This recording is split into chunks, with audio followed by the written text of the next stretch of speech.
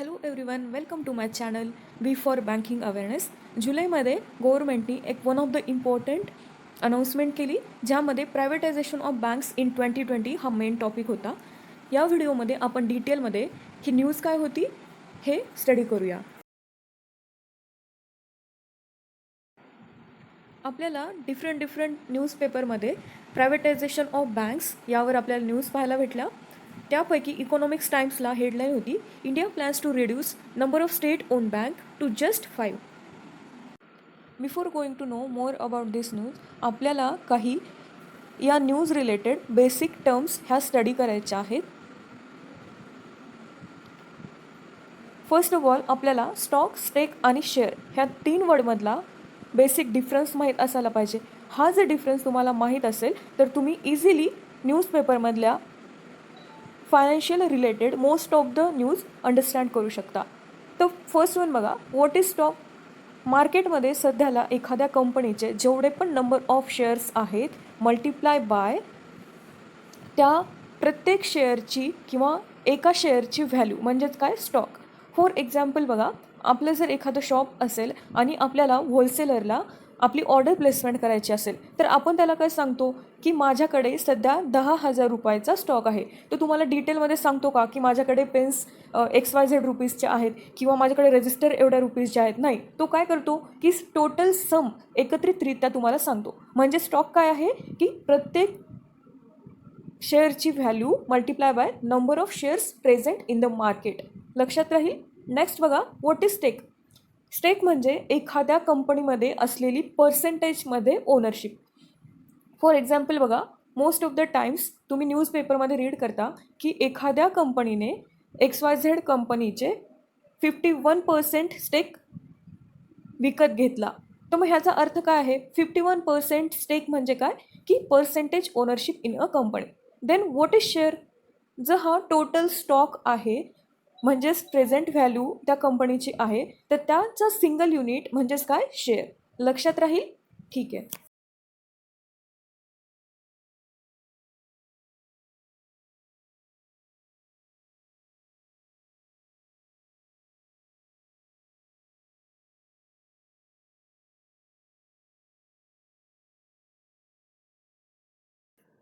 Now let's see what is privatization of banks. प्रायव्हेटायझेशनमध्ये एखादी government on entity आपल्या ओनरशिपमधील 51% to 100% और even 100% shares एखाद्या private एंटिटीला sale करते. याला आपण प्रायव्हेटायझेशन म्हणतो. और याला अदर लँग्वेजमध्ये आपल्याला असं म्हणता येईल, जेव्हा एखादी गव्हर्मेंट ओन एंटिटी त्यांच्या ओनरशिपमधील और त्यांची ओनरशिप बिलो 50% स्वतःहून करून घेते तर ती एंटिटी ॲटोमॅटिकली प्रायव्हेट एंटिटी बनत असते. प्रायव्हेटायझेशनमध्ये पब्लिक सेक्टर बिझनेसची ओनरशिप ही एखाद्या प्रायव्हेट सेक्टरला ट्रान्सफर केली जाते आणि त्या ट्रान्सफर केलेल्या एंटिटीला और त्या प्रायव्हेट सेक्टरला जो बाय करतो त्याला आपण स्ट्रॅटेजिक बायर असं म्हणतो. प्रायव्हेटायझेशनमध्ये त्या कंपनीची फुल ओनरशिप ही स्ट्रॅटेजिक पार्टनरला ट्रान्सफर केला जाते. आता आपण प्रायव्हेटायझेशन आणि डिसइन्व्हेस्टमेंट या दोघांमधला डिफरन्स पाहूया. प्रायव्हेटायझेशनमध्ये greater than 50% that is 51% to 100% और इवन 100% ओनरशिप ही एखाद्या प्रायव्हेट एंटिटीला दिली जाते. आणि डिसइन्व्हेस्टमेंटमध्ये एखाद्या गव्हर्मेंट ओन एंटिटीची शेअर होल्डिंग ही 100% टू 60% केल्या जाते. म्हणजेच ॲटोमॅटिकली याची ओनरशिप ही गव्हर्मेंटकडे राहते. प्रायव्हेटायझेशनमध्ये ओनरशिप ट्रान्सफर केल्या जाते एखाद्या प्रायव्हेट एंटिटीला आणि डिसइन्व्हेस्टमेंटमध्ये त्या कंपनीची शेअर होल्डिंग काही प्रमाणामध्ये सेल केल्या जाते पण त्याची पूर्ण ओनरशिप ही गव्हर्मेंटकडेच राहत असते. डिसइन्व्हेस्टमेंटमध्ये मेजॉरिटी ऑफ शेअर्स हे गव्हर्मेंटकडेच राहत असल्यामुळे आपण त्याला प्रायव्हेटायझेशन म्हणू शकत नाही. आता न्यूज नेमकी काय होती हे आपण डिटेलमध्ये स्टडी करूया. News was India plans to reduce number of state own banks to just 5. हे सोर्सेसकडून न्यूज आलेली आहे. याबद्दल कोणतीही ऑफिशियल इन्फॉर्मेशन पब्लिश झालेली नाही आहे. सो हे आपल्याला लक्षात घ्यायचं आहे. आता यामध्ये फर्स्ट पार्टमध्ये 6 बँकांचे शेअर्स हे विकले जाणार आहेत. तर त्यामध्ये येते bank of India, central bank of India, Indian overseas bank, UCO bank, bank of Maharashtra, Punjab and Sindh bank. आता या 6 बँकांमधले मेजॉरिटी ऑफ स्टेक हे सेल केल्यानंतर याला आपण एक इफेक्टिव्ह प्रायव्हेटायझेशन असं पण म्हणू शकतो. या स्टेट ओन बँकांचं यालाच आपण प्रायव्हेटायझेशन ऑफ बँक्स असं पण म्हणू शकतो. ही जी न्यूज सध्या चर्चेमध्ये आहे यावर आपल्या इंडियन गव्हर्मेंटच्या फायनान्स मिनिस्ट्रीनी कोणतीही कमेंट दिलेली नाही आहे और त्यांनी ऑफिशियल नोटिफिकेशन काढलेलं नाही आहे. बिकॉज सध्या या प्लॅनवर वर्किंग चालू आहे. इट मीन्स ही प्रायव्हेटायझेशन कसं करायचं आहे किंवा ह्याच्या स्टेप्स काय फॉलो होतील हे एकदम फायनल झालेलं नाही आहे. आणि यामुळेच ही इन्फॉर्मेशन लीगली और ऑफिशियली आपल्यापर्यंत आलेली नाही आहे. आता आपल्याला प्रायव्हेटायझेशन ऑफ बँक्सची गरज का पडली?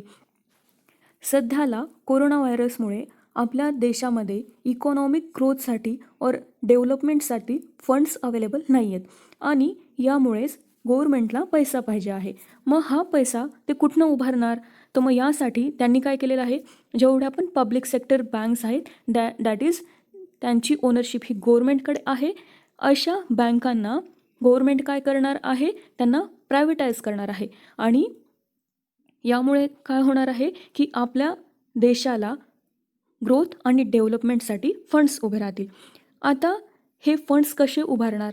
तर आपल्या देशामध्ये ज्या नॉन कोअर कंपनीज आहेत किंवा नॉन कोअर सेक्टर्स ज्या आहेत त्या कंपनीमधले मेजॉरिटी ऑफ स्टेक हे गव्हर्मेंट सेल करणार आहे आणि त्यातनं पैसा उभारणार आहे. सध्याला आपल्या इंडियामध्ये टोटल 12 स्टेट ओन बँक्स आहेत. याला स्टार मार्क करून ठेवा कारण यावर तुम्हाला क्वेश्चन येऊ शकतो. हा अपडेटेड डेटा आहे. देन नेक्स्ट बघा, जसं गव्हर्मेंट ऑफिशियलने सांगितलेलं आहे की हे प्रायव्हेटायझेशन कसं होणार किंवा त्याचे स्टेप्स काय आहेत किंवा याचा प्लॅन काय असणार आहे यावर वर्किंग चालू आहे. आणि हे जे त्यांनी प्लॅन केलेलं आहे ते ॲप्रुव्हलसाठी कॅबिनेटकडे जाईल आणि कॅबिनेटनी अप्रूव्हमेंट दिली तरच ही प्रायव्हेटायझेशन रिअलमध्ये येणार आहे. ज्या आपल्या कोअर कंपनीज आहेत किंवा कोअर सेक्टर्स आहेत आपल्या इंडियामध्ये तर ते सध्याला टोटल 8 आहेत. आणि हे कोअर सेक्टर्स म्हणजे काय? तर core sectors are the ones that specialise in particular and are highly valued for their level of expertise and professionalism in their respective area of operations. It means ह्या अशा company आहेत की ज्या त्यांच्या क्षेत्रामध्ये स्पेशलायझेशन आहेत आणि त्यांची मार्केटमध्ये मीन्स शेअर मार्केटमध्ये त्यांची व्हॅल्यू खूप जास्त प्रमाणात आहे. तर अशा कंपन्यांना आपण कोअर सेक्टर्स कंपनीज असं म्हणतो. सध्याला इंडियामध्ये कोअर सेक्टर्स 8 आहेत. That are electricity, steel, refinery product, crude oil, coal, cement, natural gas and fertilisers.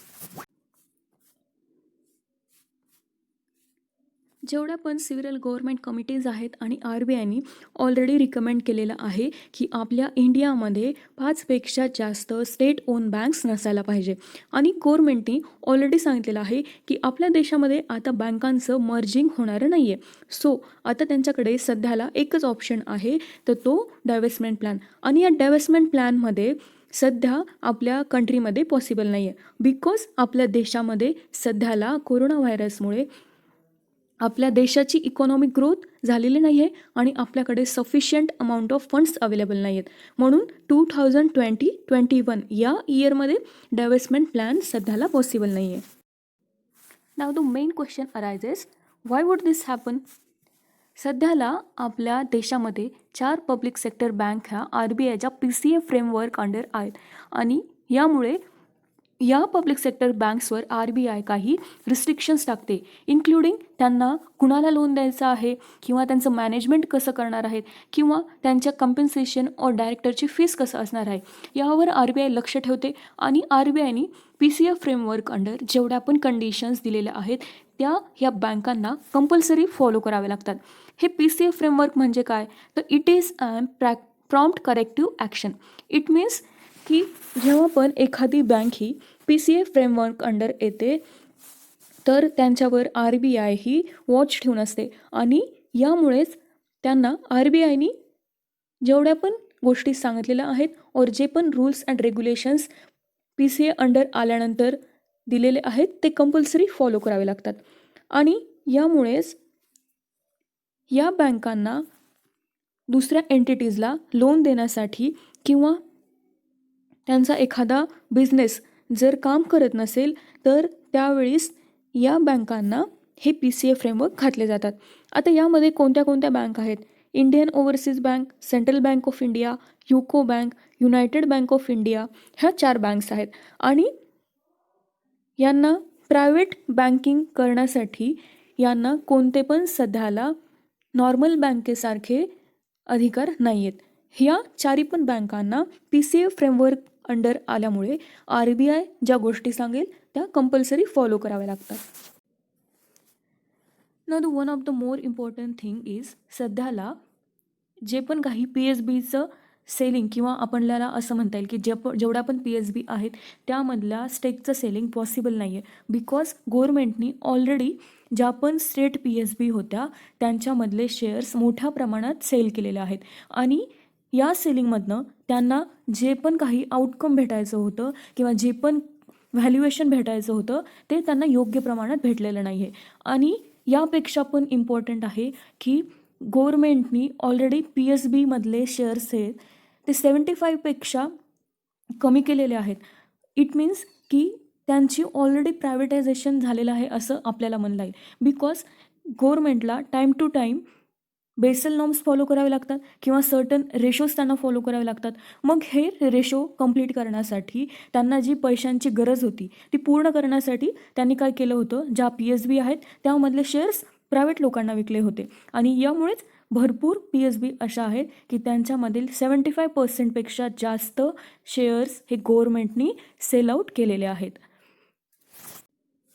मग आता हे जे 75% जास्त सेल आउट केलेले गव्हर्मेंटनी शेअर्स आहेत तर त्यांची रिकव्हरी करणंसुद्धा सध्याला कोरोना व्हायरसमुळे पॉसिबल होत नाही आहे. आणि याचमुळे आपल्या फायनान्शियल हेल्थला प्रॉब्लेम येत आहे. और वी कॅन से दॅट आपल्या कंट्रीची और ज्या PSBत आहेत त्यांची फायनान्शियल हेल्थसुद्धा व्यवस्थित नाही आहे. आणि आपल्याला असं पण म्हणता येईल की ज्या पण आपल्या गव्हर्मेंट इन्स्टिट्यूशन्स आहेत किंवा PSBs आहेत त्यांची फायनान्शियल हेल्थ सुधारण्यासाठी आपल्या फायनान्स मिनिस्टरनी यावर्षी कॅपिटल इन्फ्युजनचं कोणत्याही प्रकारे त्यांनी मेन्शन केलेलं नाही आहे बजेटमध्ये. जेवढ्या पण कंपनीज आहेत गव्हर्मेंट सेक्टरमधल्या और ज्या गव्हर्मेंट ओन एंटिटी आहेत त्यांना कॅपिटल इन्फ्युजन करायचं असेल तर दरवर्षी आपलं गव्हर्मेंट बजेट आपल्यासमोर आणत असतं आणि त्यामध्ये मेन्शन करत असतं. मग या सर्व गोष्टींमुळे आपल्या गव्हर्मेंटनी 2020 ते 2021 या वर्षाच्या बजेटमध्ये कॅपिटल इन्फ्युजनचं कोणतीही त्यांनी माहिती आपल्याला दिलेली नाही आहे. तर या न्यूजमधनं तुम्हाला ज्या गोष्टी लक्षात ठेवायच्या आहेत तर त्या मी हायलाईट पॉईंट करून तुम्हाला सांगितलेल्या आहेत.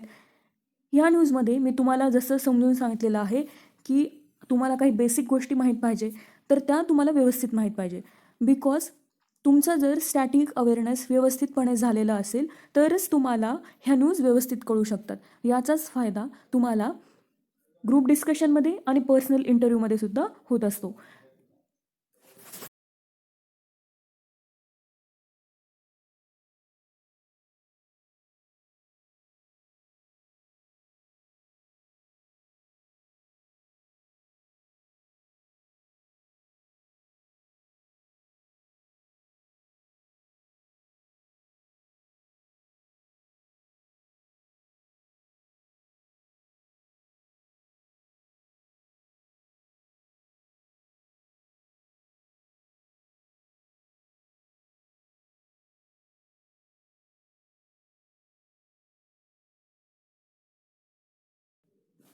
बट एखाद्याने हे बेसिक कन्सेप्टच समजून घेतले नाही किंवा आपलं बँकिंग अवेअरनेसचे बेसिक कन्सेप्ट त्यांना माहीत नसतील किंवा त्यांनी फक्त पाठ करून ठेवलेले असतील, तर ह्या न्यूज नेमकं काय सांगत आहेत आपल्याला हे त्या मुलांना कधीच समजत नाही. म्हणून यासाठी तुम्ही जे पण आपण क्लास स्टार्ट केलेला आहे तो व्यवस्थित फॉलो करा, सो दॅट तुम्हाला जे पण काही न्यूजपेपरमध्ये न्यूज येतात त्या तुम्हाला लक्षात येत जातील. याचा फायदा तुम्हाला असा होईल की जेव्हा पण तुम्ही एखादी न्यूज रीड कराल तर त्याचं तुमचं बँकिंग अवेअरनेसमधलं स्टॅटिक पार्ट जो आहे तो व्यवस्थित समजल्यामुळे तुम्हाला न्यूजसुद्धा व्यवस्थितपणे समजून येतील आणि यामुळे तुम्हाला स्वतःला ॲनालिसिस करता येईल की या पार्टवर क्वेश्चन आपल्याला येऊ शकतो. जे पण करंट अफेअर्सचे क्वेश्चन असतात तर ते कसे येतात हे तुम्हाला जर लक्षात घ्यायचं असेल तर बघा, हा आपल्याला जो स्टॅटिक पार्ट मी तुम्हाला न्यूजमध्ये काही सांगितलेला आहे तर तो आपल्याला टॉपिकमध्ये लर्न करताना तुम्हाला व्यवस्थित समजून जाईल आणि यामुळे तुम्हाला ही न्यूज पूर्ण समजली असती. बट इन केस तुम्ही जर ह्या न्यूज व्यवस्थितपणे रीड करायच्या म्हणल्या आणि तुमच्याकडे जर बेसिक नॉलेज नसेल तर इट इज नॉट पॉसिबल की तुम्हाला कोणत्या टाईपचे क्वेश्चन एक्झाममध्ये विचारले जाऊ शकतात ह्याचा गेस काढता येणार नाही. जर तुमचे कन्सेप्ट क्लिअर असतील तर तुम्हाला न्यूज रीड केल्यानंतर लगेच लक्षात येऊन जाईल की हा स्टॅटिक पार्ट आपण ऑलरेडी स्टडी केलेला आहे आणि या न्यूजमधनं जे पण काही चेंजेस झालेले आहेत ते तुम्हाला लक्षात ठेवायचे आहेत. मग यामुळे तुम्हाला ऑटोमॅटिक लक्षात येतं की ह्या न्यूजमधनं आपल्याला ही इन्फॉर्मेशन अपडेट करायची आहे आपल्या नोटबुकमध्ये आणि यावर आपल्याला पॉसिबल क्वेश्चन्स येऊ शकतात. सो तुम्हाला एक गोष्ट लक्षात ठेवायची आहे, मी जेवढे पण लेक्चर्स घेते आहे ते व्यवस्थितपणे फॉलो करा आणि दुसरे कोणतेही नोट्स फॉलो करायचे किंवा बुक रीड करायचे या गोष्टींमध्ये लक्ष घालू नका. हे जे पण काही नोट्स मी तुम्हाला देत आहे ते मोर दॅन सफिशियंट आहेत आणि हे जर कन्सेप्ट क्लिअर असतील तर तुम्हाला व्यवस्थितपणे या सब्जेक्टमध्ये मोर दॅन 90% तुम्ही स्कोर करू शकता. जर एखाद्या वेळेस तुमचा क्वांट, रिझनिंग, इंग्लिश या 3 सब्जेक्टपैकी एखाद्या सब्जेक्टमध्ये स्कोर कमी आला तर तुम्हाला जी केचा क्वेश्चन पेपर जास्त स्कोर मिळवून देऊ शकतो आणि कन्सेप्ट जर क्लिअर असतील तर तुम्हाला व्यवस्थित मार्क्स भेटू शकतात आणि पेपर जरी अवघड असला तर तुम्ही सिलेक्शनपासून दूर राहत नाहीत. जर तुम्हाला काही क्वेश्चन असतील तर तुम्ही कमेंट बॉक्समध्ये लिहून विचारू शकता. व्हिडिओ जर आवडला असेल तर नक्की लाईक करा, चॅनलला सबस्क्राईब करा आणि व्हिडिओला शेअर करा. थँक्यू.